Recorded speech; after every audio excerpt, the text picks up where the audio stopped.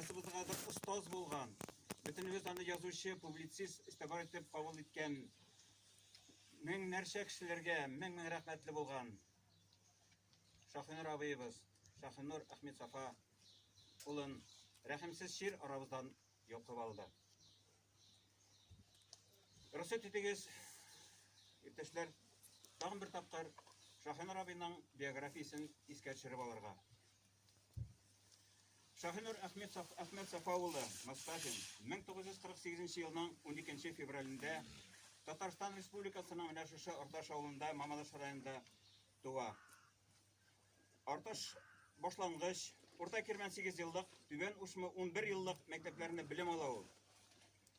Казан дәүләт университетының татар теле һәм әдәбияты бүлеген тәмамлап, Германиядәге Совет гаскәрләре төркемендә зенитчы, артиллерист һәм хәрби хәбәрче булып хезмәт итә ул. 14 ел дәвамында Мамадыш һәм Кукмара район газеталарында әдәби хезмәткәр һәм бүлек мөдире булып эшли. Татарстан Мәдәният министрлыгының халык иҗаты һәм мәдәни агарту эшләре буенча Республика фәнни методик үзәгендә баш мөхәррир була.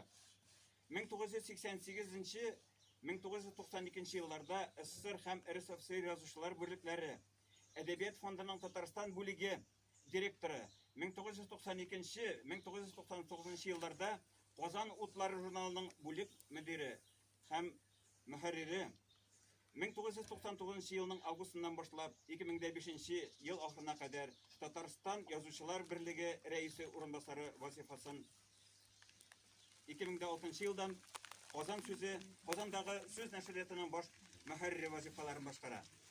Татарстан журналистлар берлегенең Хөсәйн Ямашев исемендәге республика премиясе лауреаты, Татарстан язучылар берлеге һәм Мамадыш районы хакимиятенең Шәйхи Маннур исемендәге әдәби премиясе лауреаты, Татарстан Республикасының атказанган мәдәният хезмәткәре, Мамадыш муниципаль районы алдындагы казанышлары өчен медалиясе, Мамадыш шәһәренең мактаулы гражданины, Кол Гали исемендәге халыкара премия лауреаты.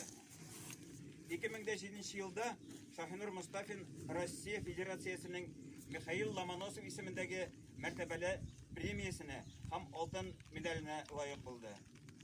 Һәм быелның 8 маенда гына республикабызның президенты указы нигезендә Шаһинур абый Татарстан Республикасы алдындагы казанышлары өчен медале бүләкләнде.